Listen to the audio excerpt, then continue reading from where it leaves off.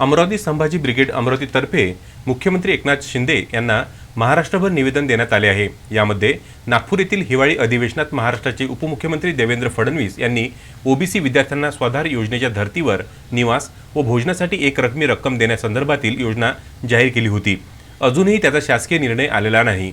OBC समाजाची आर्थिक परिस्थिती लक्षात घेता ही योजना अत्यंत महत्त्वाची आहे।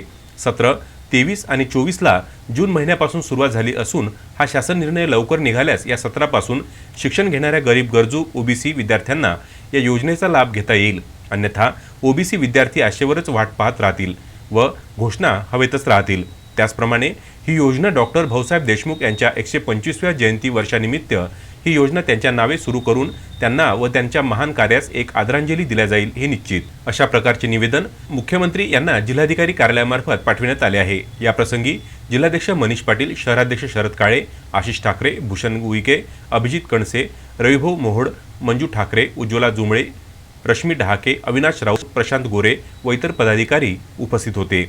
संभाजी ब्रिगेड अमरावती जिल्हा शहर शाखेतर्फे माननीय मुख्यमंत्री महाराष्ट्र राज्य शिंदेसाहेब यांना कलेक्टर ऑफिसतर्फे निवेदन देण्यात आले।